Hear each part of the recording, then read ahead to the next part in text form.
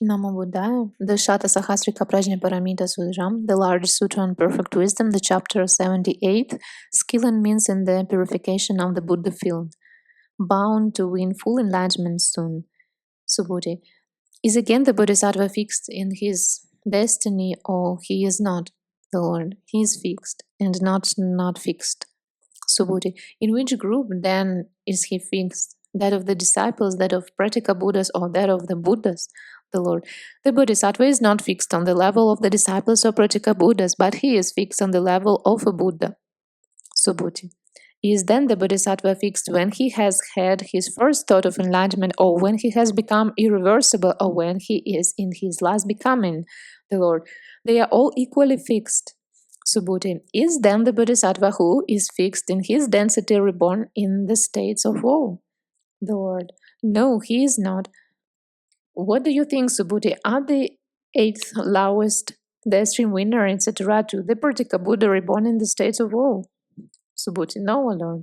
The Lord. So it is quite impossible that a Bodhisattva could be reborn in the states of woe if, beginning with the first thought of enlightenment, he gives gifts, etc., to develops wisdom, develops friendliness, compassion, sympathetic joy, and impartiality towards all beings, and has established himself in such a way as to forsake all unwholesome dharmas. It is likewise impossible that he should be reborn among the long-lived gods, or in regions inhabited by stupid people among whom wholesome dharmas are not current, or among the impious barbarians of the border regions where the four assemblies are known, or in families which hold wrong views, or in places where one doesn't hear of the Buddha, Dharma, or Sangha.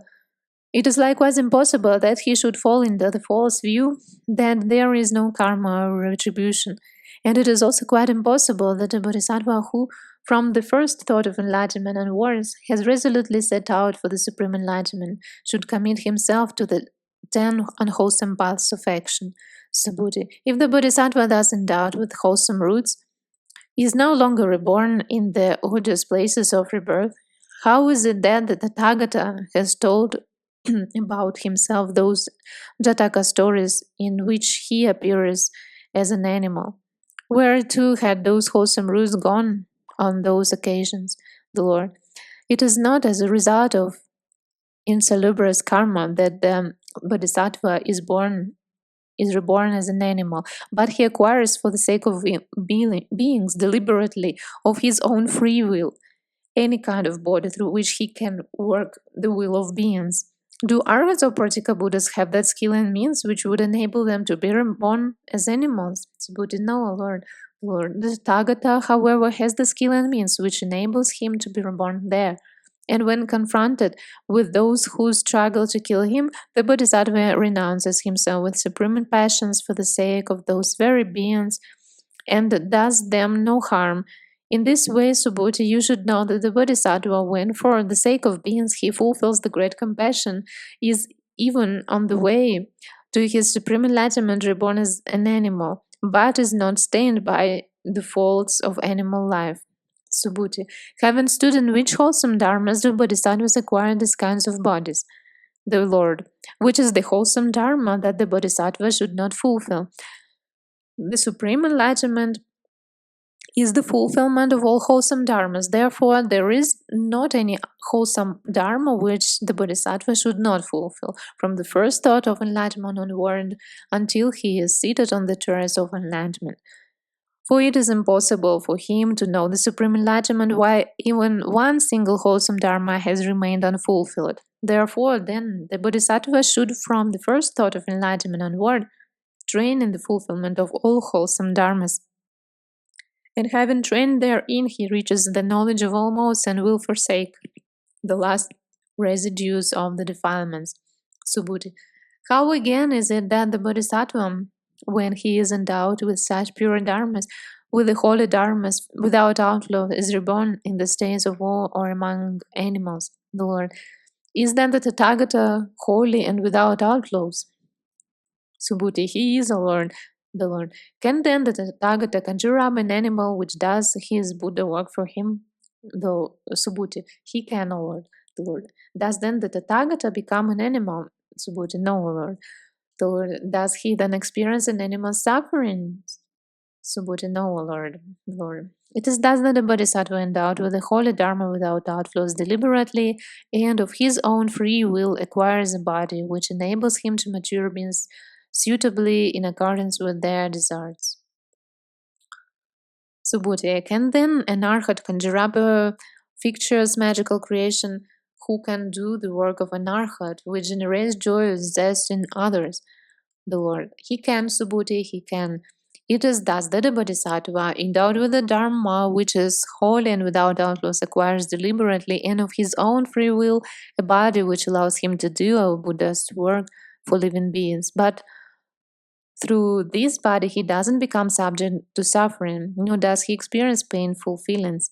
What do you think, Subhuti? If a magician exhibits illusory beings in the shape of elephants, horses, bulls, or any other illusory beings, do they then become actual elephants, horses, bulls, or any other animals? Subhuti, no, Lord. The Lord. It is that the Bodhisattva becomes endowed with the Dharma which is holy and without outlaws and acquired deliberately and of his own free will, a body which enables him to work the will of beings, but he doesn't experience the feelings which normally go with it.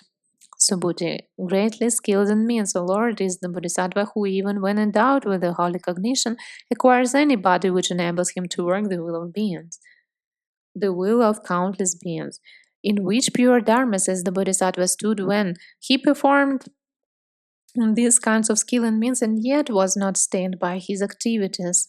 The Lord, it is when he has stood in perfect wisdom that the Bodhisattva performs these kinds of skill and means with the result that in all the directions and sub-directions in countless world systems he does the work of beings, but he is not affected by anything else anywhere.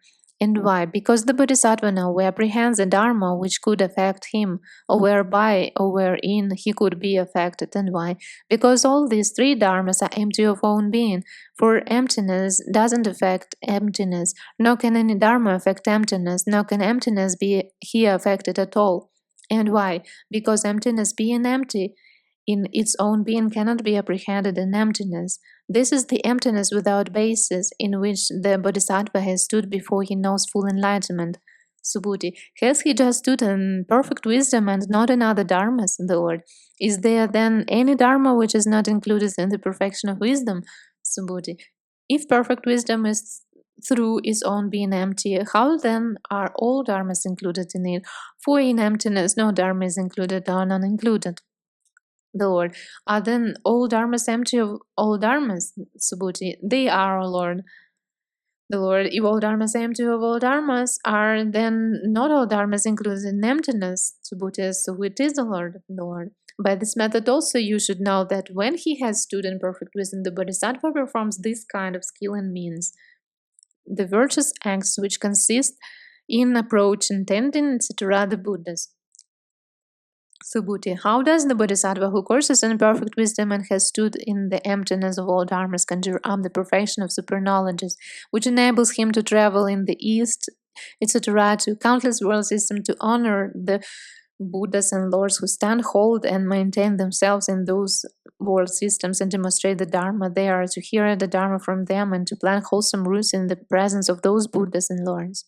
The Lord. Here Subhuti the Bodhisattva who courses in perfect wisdom sees all the countless world systems in the East, etc. as empty, and the Buddhas and Lords who are in them are empty of own being, and they can be described only by way of names and conventional expressions which rely on concepts.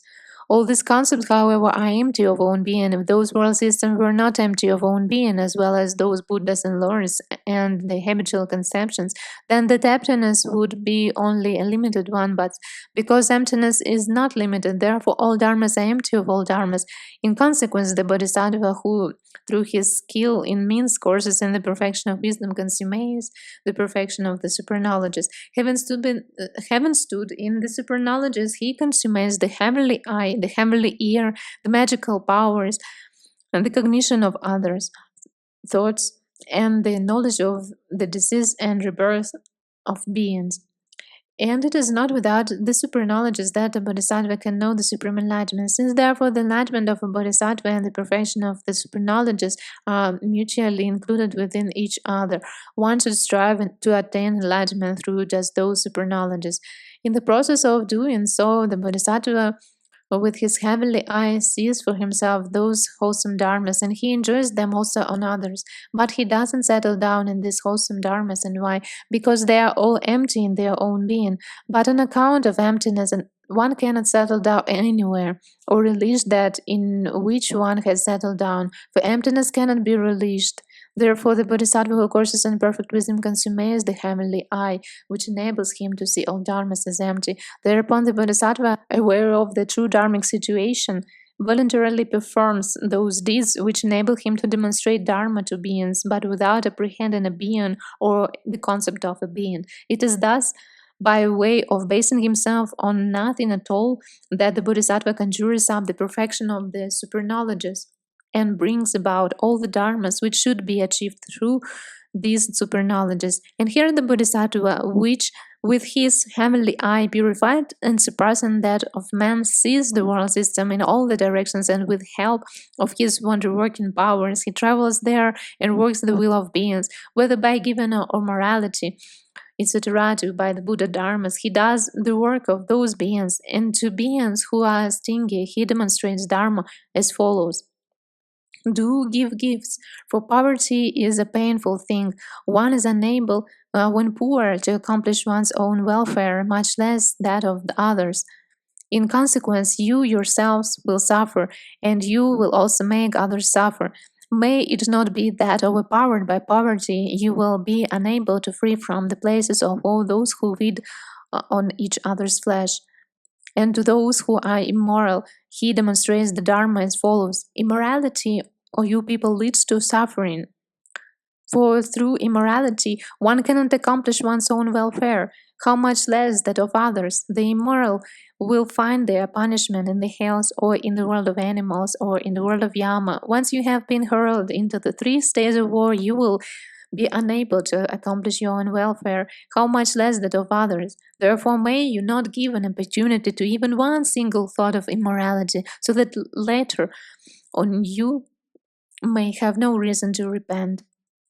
And to those beings who feel ill will for one another, he demonstrates Dharma as follows. May you not feel ill will towards one another, for to those that have angry thoughts, not one single wholesome Dharma can manifest itself. It is therefore quite certain that you who are angry towards one another will be reborn in the hells, or the world of animals, or the world of Yama. May you not feel even one angry thought, how much less should you give an opportunity to other unwholesome thoughts. He encourages this, the indolent to vigor, etc. He encourages those who have distracted thoughts to the practice of trance, and the stupid to wisdom. And those who course in greed, he encourages to meditate on the unlovely. Those who course in hate, to practice of unfriendliness. And those who course in delusion, to meditate on conditioned production. Those who have set out on the wrong path, he encourages to the right path, whether it be that of the disciples or the Pratyekabuddhas. And he demonstrates Dharma to them as follows. Those Dharmas in which you have settled down, they are empty in their own being. One cannot possibly settle down in dharmas which are empty of own being. For emptiness is something in which one cannot settle down. It is thus that the Bodhisattva who courses in perfect wisdom and who has stood in the superknowledges works the will of beings. No Bodhisattva can demonstrate Dharma to beings without having first stood in the superknowledges, and it is quite impossible that those who have strayed onto a wrong path can make others enter the true path. Just as a bird without wings cannot soar into space, just so the Bodhisattva cannot demonstrate Dharma without resorting to the superknowledges. Therefore, then, a Bodhisattva who courses in perfect wisdom should consummate the superknowledges. When he has done so, he makes those beings happy whose will he desires to work. With his heavenly eye, he will see countless world systems, and also the beings who are reborn in them. With the help of his wonder-working powers, he travels to them, wisely knows their thought with his own thought, and in his wisdom he demonstrates the Dharma just as it is. be it a sermon on given, etc., to a sermon on release. With his heavenly ear element, he hears both kinds of sounds, heavenly and human. He hears the dharmas, which the Buddhas and Lords demonstrate in countless world systems, learns them as they are, and demonstrates them without introducing any falsehood into them, whether they be a sermon on given, etc., to a sermon on release. His knowledge of others' mental makeup becomes quite pure. Through it, he wisely knows the hearts of beings and demonstrates to them Dharma as it is, whether it be a sermon on given, etc., to a sermon on release. He remembers his own former births and those of others. As a result, he recognizes that these were the names of the Tathagatas of the past, who had their own communities of disciples, and to those beings who will be resolved on the recollection of their past lives, he will demonstrate Dharma just as it is, whether it be a sermon on given or a sermon on release. With his wonder-working powers, he travels to many world systems, honors the Buddhas and Lords, and that are in them, and through his super knowledge demonstrates Dharma to beings, whether it be a sermon on giving or a sermon on release. With his cognition of the extinction of the outlaws well understood, he demonstrates Dharma to beings, whether it be a sermon on giving or a sermon on release. It is thus that the Bodhisattva who courses in perfect wisdom should consummate the super knowledges. When he has become quite familiar with these super knowledges, he takes upon himself any body that he wishes to take upon himself. Through thereby he doesn't become one who is at ease or ill, who is glad or sad, or who feels affection or aversion. Just as a person who is a magical creation of the Tathagata does all the work demanded of him and yet is not stained by ease or ill, just so the Bodhisattva, who courses in perfect wisdom, should become one who plays with the super knowledges, and by playing with them, he will purify the Buddha field and mature beings. For a Bodhisattva cannot know the supreme enlightenment without having purified his Buddha field and without having matured beings. And why? A Bodhisattva who is deficient in the limbs of the path cannot win the supreme enlightenment. The limbs of enlightenment, Subhuti, which are the limbs of the path which a Bodhisattva fulfills before he knows the supreme enlightenment, the Lord. All the wholesome dharmas are the limbs of the path of the Bodhisattva, Subhuti. What then are they, the Lord? From the first thought of enlightenment onwards, the perfection of giving is such a wholesome dharma when it is carried out without false imagination, and when one does not discriminate with regard to the act of giving, that this is the gift, to him I give, it is I who gives. In fact, one does not imagine any of these three on account of the emptiness of own being. To this perfection, he saves himself and rescues also others from the flood of samsara.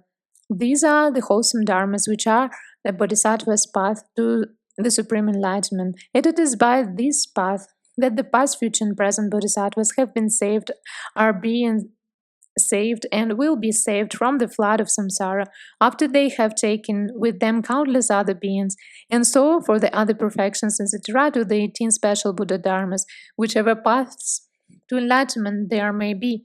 These are the wholesome dharmas which a bodhisattva should fulfill, so as to reach the knowledge of all modes, and thereafter turn the wheel of Dharma. This is the end of 78th chapter of this large sutra on perfect wisdom, the Satasahasrika Prajnaparamita Sutram.